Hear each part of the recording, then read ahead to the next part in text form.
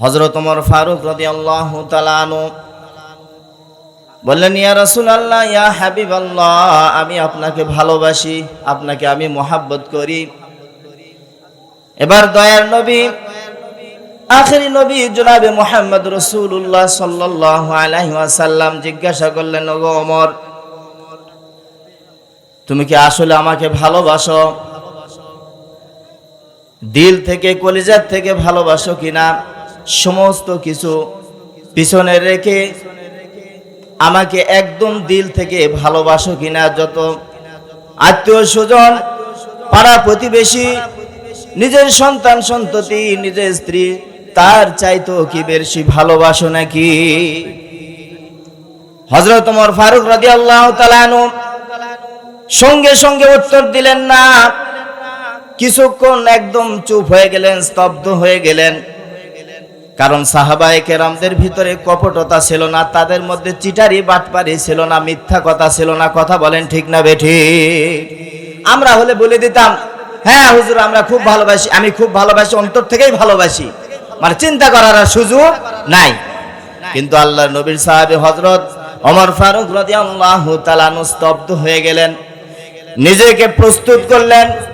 নিজেকে প্রস্তুত করে একটু পরে বললেন, ইয়া রাসূলুল্লাহ, ইয়া হাবিবাল্লাহ, আমি আপনাকে সত্যিকার অর্থে আমি ভালোবাসি। সুবহানাল্লাহ, সুবহানাল্লাহ। মানে নিজেকে প্রস্তুত করলো যে আমার আত্মীয় স্বজন, পাড়া প্রতিবেশী, নিজের স্ত্রী, সন্তান সন্ততি যত কিছু আছে তার চাইতে আমি বেশি ভালোবাসি কিনা এটা হুট করে তো বলে দিলে হবে না। উনি একটু চিন্তা ফিকির করে কথাটার উত্তর দিলেন। কথা বলেন ঠিক কিনা?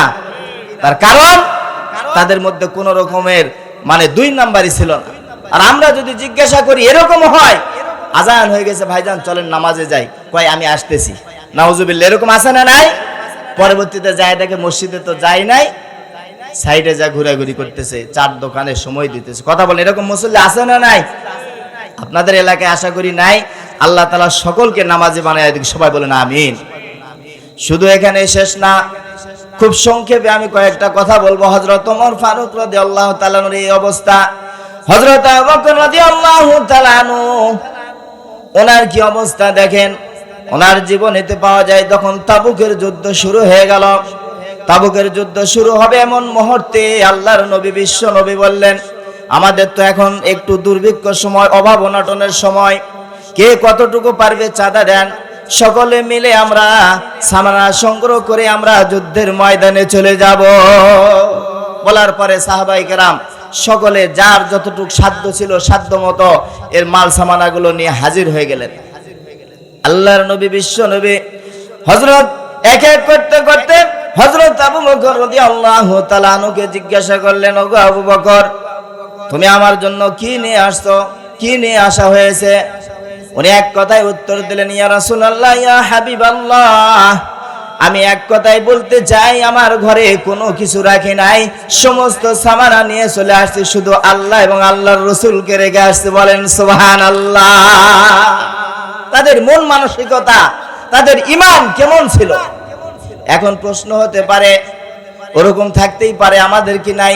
তা আমরাও যে বিশ্ব নবীর উম্মত, আমরা ওই মডেলগুলো, নবীর যে মডেল হিসাবে নবীর যে সুন্নাহগুলো ওই অনুপাতে সাহাবায়ে কেরাম মেনে চলেছেন। সাহাবায়ে কেরাম থেকে আস্তে আস্তে আস্তে আস্তে এখন আমাদের পর্যন্ত, কিয়ামত পর্যন্ত এই সিলসিলা জারি থাকবে। এই মডেলকে লক্ষ্য করে আমাদের আমলগুলো যদি ভালো করতে পারি তাহলে আমরা জান্নাতের আশা করতে পারি। কথা বলেন। এখন অনেকে বলে আমরা তো শেষ নবীর উম্মত, আমাদেরকে ছেড়ে তো নবী জান্নাতে যাবে না। এই কথা যদি বলে বলে আমার সময়টা যদি নষ্ট করে দিই, নিজেও নামাজ পড়ি না, নিজের পরিবার পরিজনদেরকে নামাজ পড়ার আদেশ করি না, এই অবস্থায় যদি আমি কবরে যাই তাহলে আমার অবস্থা কি হবে ভালো করে একটু খেয়াল করে। কিছু মানুষ তো এই ধরনের আছে, দয়ার নবী আমাদেরকে ছেড়ে যাবে। আপনার স্কুলের হেডমাস্টার তো আপনার নিজের ভাই যদি হয়, কিন্তু প্রকৃতপক্ষে আপনি যদি ভর্তি না হন, আপনি যদি ক্লাস না করেন, কোনো কিছু না করেন, পরীক্ষা না দেন, আপনাকে কিভাবে ফার্স্ট ডিভিশনে পাস করে দেবে? আপনি কি আশা করতে পারেন? আপনার ভাই হলে কি সম্ভব? আপনারা মনে বুঝতে পারেন না, কি সম্ভব হবে? নিয়ম অনুসারে সম্ভব হবে না। এখন আপনাকে যদি আমি জোর করে যদি পার করে দিই সেটা হিসাব আলাদা, এটা তো আসলে পার করা, পাস করে দেওয়া হলো না। এরকম ভাবে শুধু ছেলেদের বেলা না, মহিলাদের বেলাও দেখা যায় অনেক মহিলা এরকম ভাবে যুদ্ধের ময়দানে দৌড়াইতেছে। এবার বলা হইতেছে কোথায় দৌড়াইতেছেন? কয় আমি যুদ্ধের ময়দানে যাইতেছি। বিশ্ব নবী, দয়ার নবী, রহমতের নবী বেঁচে আছে কিনা আমাকে একটু খবরটা দাও। বলতেছে আরে বিশ্ব নবীর খবর পরে নাও। নাউজুবিল্লাহ। বলতেছে তোমার স্বামী তো ইন্তেকাল করেছে, কতল করে ফেলেছে কাফের মুশরিকেরা।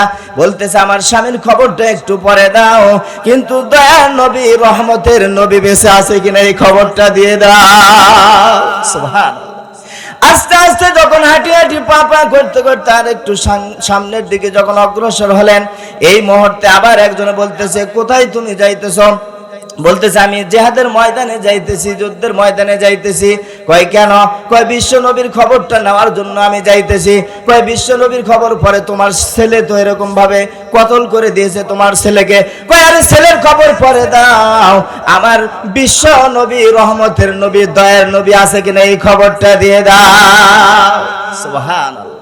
মানে সাহাবায়ে কেরামদের মানে যে মন মানসিকতা, তাদের যে ইমানের পাওয়ার, এটা হিসাব করলে আমরা মনে করি যে আমাদের ইমান নেই বললে চলে। কথা বলেন। আগের হুজুরে কি বললেন যে 7টা জিনিসের উপর ইমান আনতে হবে। মুখে যদি বলি হবে না, এটা কাজে পরিণত, অন্তর থেকে বলতে হবে, মুখে স্বীকার করতে হবে, কাজে পরিণত করে দেখাতে হবে। হ্যাঁ কি বলেন, তাই না? শুধু মুখে বললাম আমানতু বিল্লাহি কামা হুয়া বিআসমাহি ওয়া সিফাতিহি ওয়া ক্বাবিলতু জামিয়া, অনেক রকম বললাম, কিন্তু আসলে যদি আমি যদি পরিপূর্ণ মানে দিল থেকে যদি আমল না করি তাহলে কি হবে? দিল থেকে আমাকে বলতে হবে। শুধু মুখে বললাম, অন্তরে নাই, অন্তরে বললাম মুখে নাই, অর্থাৎ উল্টা পাল্টা যদি বলি তাহলে তাকে বলা হয় মুনাফিক। মুনাফিকের স্থানটা হচ্ছে ইন্নাল মুনাফিকিনা ফিদ-দারকিল আসফালি মিনান নার। আল্লাহ পাক রব্বুল আলামিন বলে যে মুনাফিকদের স্থান হচ্ছে জাহান্নামের একদম নিম্ন স্থানে। বলেন নাউজুবিল্লাহ। তা আমরা আসলে মুসলমান সেজে আছি। মুসলমানের যে দায়িত্ব, মুসলমানের কর্তব্য আমাদের ভিতরে নাই বললেই চলে। আমরা দাবি করি আমরা মুসলমান, আমরা একজন পরেজগার বান্দা, কিন্তু আমাদের ভিতরে আসলে সেই ভালোবাসা, সেই আন্তরিকতা নাই। আল্লাহর নবীকে শুধু এলাকা ভিত্তিক পাঠাই না, আল্লাহ তাআলা বলতেছেন ওয়া মা আরসালনাকা ইল্লা রাহমাতাল লিল আলামিন। নবী আপনাকে সমস্ত জগৎবাসীর জন্য রহমত স্বরূপ প্রেরণ করলাম। শুধু মুমিন বান্দাদের জন্য নয়, গোটা সমস্ত বিশ্ববাসীর জন্য রহমত। আল্লাহর নবী এরকম না শুধু মুসলমানদের পক্ষে কথা বলতেন, মুসলমানদেরকে ভালোবাসা দিতেন, মুসলমানদের ভালোবাসা নিতেন না। একজন ইহুদি, একজন খ্রিস্টান, নাসারা সকলে তাদের সঙ্গে এরকম ভালো ব্যবহার করতেন। যদি কেমন ভালো ব্যবহার করতেন, নবী যখন তায়েফে গেলেন, তায়েফে যাওয়ার পরে দাওয়াত দেয়, দাওয়াত গ্রহণ করে না। পাহাড় যে রক্ষণাবেক্ষণ করার যে ফেরেশতা আছেন, ওই ফেরেশতা ইতিমধ্যে হাজির হয়ে বলতেছেন ইয়া রাসূলুল্লাহ, ইয়া হাবিবাল্লাহ, এরা তো কেউ ঈমান গ্রহণ করতেছে না। আমি তো এই পাহাড়ের দায়িত্বে আল্লাহ তাআলা আমাকে নির্বাচিত, নিযুক্ত করে রেখেছেন। আপনি যদি আমাকে এখন যদি হুকুম দেন, আমাকে যদি আদেশ দেন, এই 2টা পাহাড়টা তাদেরকে দিয়ে একদম তছনছ করে দিয়ে তাদেরকে নিশ্চিহ্ন করে দিব, ধ্বংস করে দিব। কিন্তু নবী কি বললেন? এটা করেন। এটা বলছেন না। নবী বলতেছেন, মনটা খারাপ করে বলতেছেন যে না, তাদেরকে মেরে ফেলো না, তাদেরকে শেষ করো না। কেন? শেষ করে ফেললে আমি দাওয়াত কার কাছে নিয়ে যাব? কথা বলেন ঠিক না বেঠিক? আজকে এরা ঈমান আনতেছে না, কিন্তু পরবর্তীতে যারা আসবে দুনিয়াতে তারা ঈমান নিয়ে আসবে। হয়তোবা তারা ঈমান নিয়ে এসে এই কোরআনের আলোকে আলোকিত করে দিবে গোটা পৃথিবী। বলেন সুবহানাল্লাহ। এই আশার ভরসা নিয়ে সব সময় কান্নাকাটি, সব সময় রোনাজারি যে আল্লাহ তাদেরকে হেদায়েত দিয়ে দাও, তাদেরকে ইসলামের ছায়ার তলে নিয়ে আসো। সব সময় কান্নাকাটি করতেন পাগলপাড়া। আর আমাদের অবস্থা কেমন? আমাদের অবস্থা হচ্ছে আমি কোন রকম একটু নামাজ যদি পড়তে পারি তাহলে আমার মতো বড় মুসল্লি আর পৃথিবীতে নাই। কথা বলেন ঠিক না বেঠিক? এই অহংকারী তাকাব্বুরি দিয়ে আপনি কি করবেন? এই অহংকারী তাকাব্বুরি কোনো কিছু থাকবে না। কিন্তু নিয়ত হচ্ছে আল্লাহ পাক রব্বুল আলামিন আপনাকে মসজিদ পর্যন্ত আপনাকে নিয়ে আসছেন, কিন্তু আপনার পাশে কেউ আসতে পারে নাই, আপনি তাদেরকে দাওয়াত দিতে হবে। আজকে এই বড় বড় আলেম ওলামা আসতেছে কিসের জন্য? কথা বলেন। তারা এখানে শুধু টাকার জন্য, খাওয়ার জন্য নয়, তারা সেই কোরআনের বাণীগুলো শোনাবে, নবীর হাদিস শোনাবে, যাতে আমাদের ঈমান পাকাপোক্ত হয়ে আমরাও যেন জান্নাতবাসী হতে পারি। কথা বলেন ঠিক না বেঠিক? কিন্তু আজকে আমাদের ঈমান এত তরুতাজা, এত মজবুত যে মাহফিলে মানুষ নাই, বাজার যেখানে চলতেছে সেখানে মানুষের অভাব নাই। এই জন্য কর্তৃপক্ষকে আমি অনুরোধ করে বলবো যে অবশ্যই সামনে মাহফিল যখন করবেন প্রয়োজন মাইকে বলে দিবেন যে দোকান বসানো নিষেধ। হয়তো অনেকে মনে কষ্ট পাবে, কষ্ট পাওয়ার জন্য বলিনি ভাইজান, আজকে সামনে যে মুরব্বীরা, যুবক ভাইরা, ছোট বাচ্চা বসে আছে, শুধু তাদের জন্য আলোচনা নয়, আপনি যে দোকানদার আপনার জন্য আলোচনা। কথা বলেন ঠিক না বেঠিক? সকলের জন্য প্রয়োজন আছে। কখন কোন কথাতে মানুষ হেদায়েত আসবে কেউ বলতে পারবে না, যিনি কথা বলতেছেন তিনিও বলতে পারবে না। এই জন্য সব সময় সচেতন থাকতে হবে যে আমি কি করতেছি, আমার কি করার ছিল। সাহাবায়ে কেরাম সব সময় মানে কি করতেন? সব সময় আল্লাহর ভয়, সেই জাহান্নামের ভয় নিয়ে চলতেন আর জান্নাতের আশা করতেন। এরকম ভাবে যায়েদ ইবনে দাসিনা রাদিয়াল্লাহু তাআলা আনহু উনি এক সময় কি করলেন? এক মুশরিককে কতল করলেন এক যুদ্ধে, বদরের যুদ্ধে। করার পরে ওনার ভিতরে মানে একটা রাগ এসে পড়লো যে এরকম ভাবে ভাইদেরকে কতল করতেছে, আমি তাকে শেষ করে দিব। যা হোক, দেওয়ার পরে কোনো কারণবশত তাকে কি করলো? বন্দী করা হলো। এবার বন্দী করার পরে বলতেছে যে আপনাকে আমরা ছেড়ে দিতে পারি। অনেক ভাবে কষ্ট দিতেছে, দিতে দিতে বলতেছে এখন শেষ করে দেওয়া হবে আপনাকে, কিন্তু আমি ছেড়ে দিতে পারি একটা কারণে, একটা যদি সুযোগ দেন, সেটা হচ্ছে আব্দুল্লাহ ছেলে মুহাম্মদকে যদি আপনার জায়গাতে আমরা কতল করে দিই, তাহলে যদি রাজি থাকেন তাহলে ছেড়ে দিব। উনি বলতেছে নাউজুবিল্লাহ, এটা অসম্ভব, আমার জীবন থাকতে আমি এটা ছাড়তে, আমি এরকম ভাবে নবীকে শুধু এখানে কতল করা নয়, নবীর গায়ে একটা মশা পড়বে, একটা ফুলের টোকা দিবে, এটাও আমি সহ্য করতে পারি না। বলেন সুবহানাল্লাহ, সুবহানাল্লাহ। এ হলো সাহাবায়ে কেরামদের আমল, এ হলো তাদের ইমানের জজবা, ইমানের পাওয়ার। কথা বলেন ঠিক না বেঠিক? শুধু কি তাই? এরকম ভাবে অনেক সাহাবীদের আলোচনা আছে, আমরা অনেকেই জানি, কিন্তু আমলের মধ্যে আমরা নিতে পারি না। এরকম ভাবে বলা হয়েছে যে আরেকজন সাহাবী সাওবান রাদিয়াল্লাহু তাআলা আনহু, উনি কেমন সাহাবী ছিলেন, তার শানে আল্লাহ পাক রব্বুল আলামিন কোরআনের আয়াত নাজিল করে দিলেন। বলেন সুবহানাল্লাহ, সুবহানাল্লাহ। উনি একদিন রাতে উনি ঘুম থেকে হঠাৎ করে ঘুম ভেঙে যাওয়ার পরে উনি আর ঘুমাইতেছে না, মাথার মধ্যে সর্বক্ষণ খালি এটাই কৌতূহল যে আল্লাহর নবী, বিশ্ব নবী আজকে দুনিয়ায় আসেন, আজকে আছে, যদি কালকে চলে যায় আমি সাওবান কিভাবে বাঁচবো, আমি কিভাবে খাবার দাবার করব, আমি কিভাবে কাজ করব, আমি কিভাবে আমি সংসারটা পরিচালনা করব। মানে তার ভিতরে একটা অশান্তি ঢুকে গেল। এই অশান্তি অবস্থায় রাতটা যখন কেটে গেল, সকাল হলো, সকালবেলা বিশ্বনবীর দরবারে যে বলতেছেন ইয়া রাসূলুল্লাহ, ইয়া হাবিবাল্লাহ, আমি আপনার সাথে একটু কথা বলতে চাই। আল্লাহর নবী দয়ার নবী বলতেছেন ওগো সাওবান, তোমার কেমন যেন তোমার চেহারাটা মলিন মলিন লাগতেছে, কি হয়েছে, সমস্যাটা কি, রাতে কি ঘুম হয় নাই, কি সমস্যা হয়েছে? এবারে আল্লাহর নবীর সাহাবী হযরত সাওবান রাদিয়াল্লাহু তাআলা বললেন ইয়া রাসূলুল্লাহ, ইয়া হাবিবাল্লাহ, আমি একটু জরুরি কিছু কথা বলতে চাই। বলতেছে সাওবান এখন বলো। এবার বলতেছেন ইয়া রাসূলুল্লাহ, ইয়া হাবিবাল্লাহ, আপনি আছেন, খুব ভালো লাগতেছে, আমল করতেছি, খাওয়া দাওয়া চলাফেরা সব কিছু ভালো লাগতেছে, কিন্তু আপনার অবর্তমানে আপনি যখন চলে যাবেন এই জগৎ ছেড়ে, পরলৌকিক জগৎ আল্লাহর হুকুমে চলে যাবেন, জায়গাটা যখন পাল্টাইবেন, সিলটা পাল্টাইবেন, তখন আমি কিভাবে থাকবো? আমার কেমন যেন ফাফল লাগতেছে, কেমন যেন অশান্তি লাগতেছে। বারবার এই কথা বলতেছেন। আল্লাহ পাক রব্বুল আলামিন ওই আল্লাহর গোলামের অবস্থাটা দেখতেছেন না? কথা বলেন, অবশ্যই দেখতেছেন। আল্লাহু আলিমুম বিযাতিস সুদূর। কেমন ভালোবাসা, কেমন আন্তরিকতা নিয়ে আল্লাহর নবীর দরবারে এসে উপস্থিত হয়ে গেলেন। ভালো করে কান লাগান প্রিয় উপস্থিতি। এবার সাওবান রাদিয়াল্লাহু তাআলা এই কথা যখন বলতেছেন, আল্লাহ পাক রব্বুল আলামিন সঙ্গে সঙ্গে নির্দেশ দিয়ে দিলেন, ওগো জিবরাইল, এক সেকেন্ড দেরি করা যাবে না, সঙ্গে সঙ্গে এই কালামুল্লাহ নিয়ে হাজির হয়ে যাও। সুবহানাল্লাহ।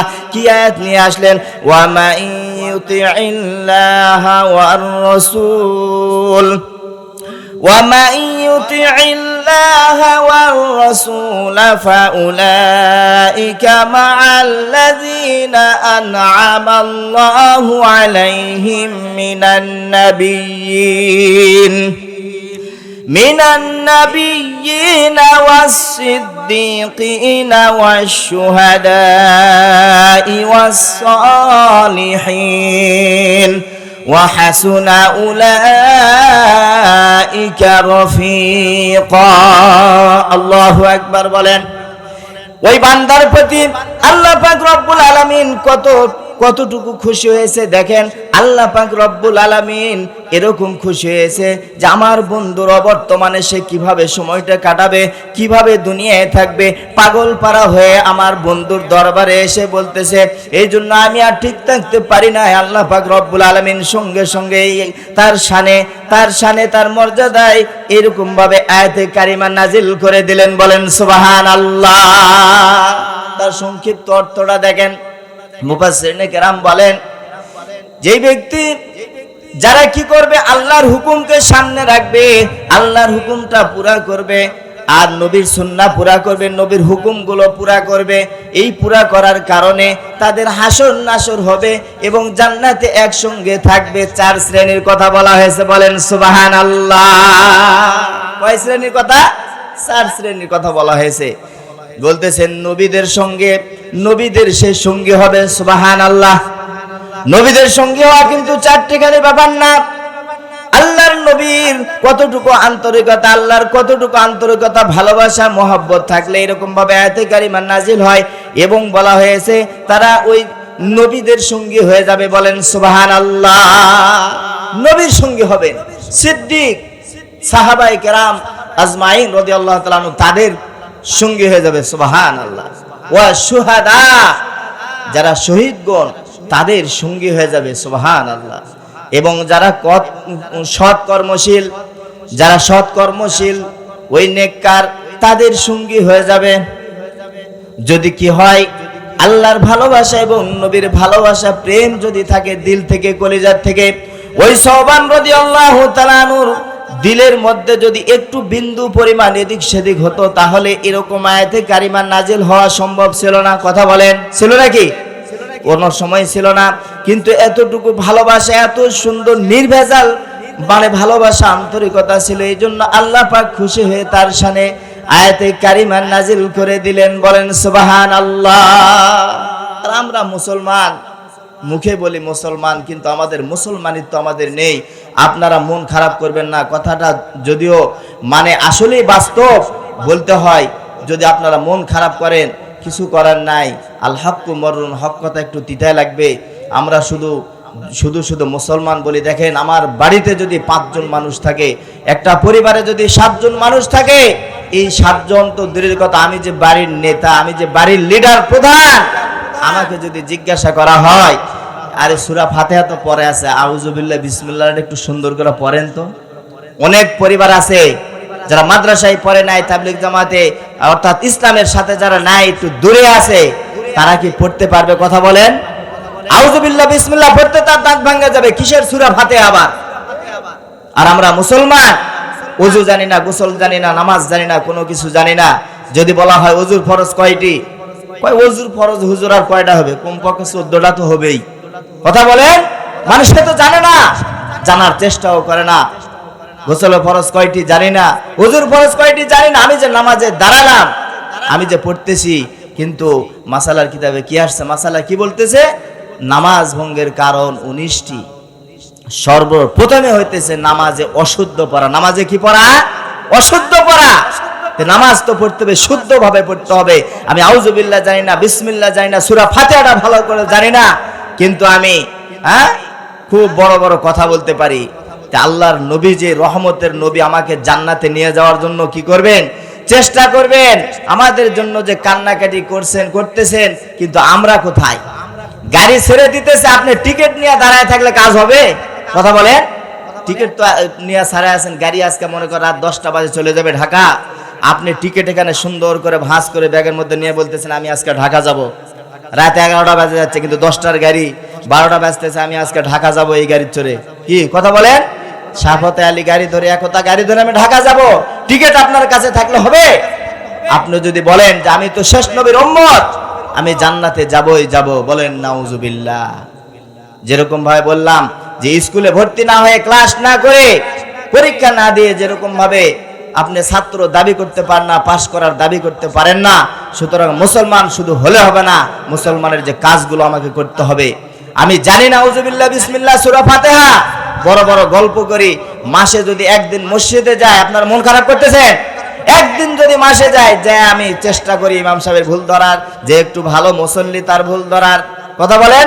কোনো কারণবশত ভালো একজন মুসল্লি সেদিন আসে নাই, ভালো পারে, কই মাঝে মধ্যে তো আসি, বড় বড় খালি দেখি গল্প দেয়, মসজিদেই তো নাই। আরে কারণবশত সে আসে নাই বা বেড়াইতে গেছে, কিন্তু আপনি তো কিছু পারেন না, আপনি তো মসজিদে আসেন না, এরকম মুসল্লি আসে না? নাই।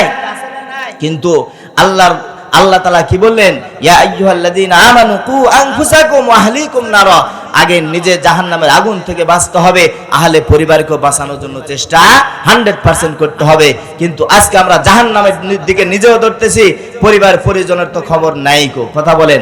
মাথার ঘাম পায়ে ফেলে নিজের স্ত্রী সন্তান সন্ততির জন্য আমি নিজের জীবনটাকে শেষ করে দিয়ে আমি চলে যাইতেছি কবরে, কিন্তু আমি জান্নাতের কোনো কাজ করতেছি না।